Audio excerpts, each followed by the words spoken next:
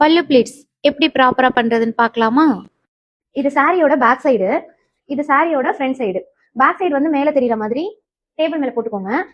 சாரியோட லெஃப்ட் சைட்ல இப்படி மடிச்சுட்டு ஃபர்ஸ்ட் ஃபிளீட் உங்களுக்கு என்ன மெஷர்மெண்ட்ல வேணுமோ அதை மெஷர் பண்ணிட்டு இந்த இடத்துல ஒரு அயன் கொடுத்துக்கோங்க. நெக்ஸ்ட் சாரியோட ரைட் சைடு இப்படி எடுத்துட்டு வந்து நம்ம ஏற்கனவே ஃபர்ஸ்ட் ஃபிளீட் எடுத்தோம்ல அந்த ஃபிளீட் மேலேயே வச்சு இந்த ரைட் சைட்ல ஒரு அயன் பண்ணிக்கிறோம். நெக்ஸ்ட் இதை ஓபன் பண்ணி பாத்தீங்கன்னா இந்த இடத்துல அயன் பண்ண மார்க் தெரியும். இந்த மார்க் மேலே ரைட் சைட்ல உள்ள கிளாத்தை கொண்டு வந்து இப்படி வச்சுட்டு இந்த இடத்துல ஒரு அயன் பண்ண போறோம். நெக்ஸ்ட் இதை தான் ரிப்பீட் பண்ண போறோம். இந்த இடத்துல இந்த சாரியை கொண்டு வந்து இப்படி பிடிச்சிட்டு அயன் பண்ணிக்கிறோம்.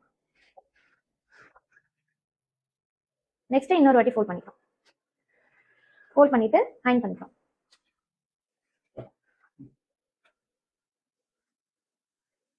இப்போ ரைட் சைட்ல வந்து நம்ம பண்ணி முடிச்சிட்டோம். நெக்ஸ்ட் வந்து லெஃப்ட் சைட்ல பண்ணலாம். ஃபர்ஸ்ட் ஃபிளீட் நம்ம எடுத்துருக்கோம்ல அதை ஓபன் பண்ண வேணாம். ஓபன் பண்ணாமலே இந்த சென்டர்ல வச்சு இந்த இடத்துல அயன் பண்ண போறோம்.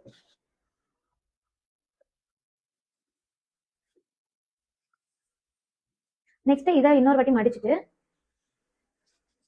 இந்த இடத்துல ஒரு அயன் கொடுப்போம். நெக்ஸ்ட் இன்னொரு வாட்டி மடிச்சுட்டு இந்த இடத்துல அயன் பண்ணிக்கலாம்.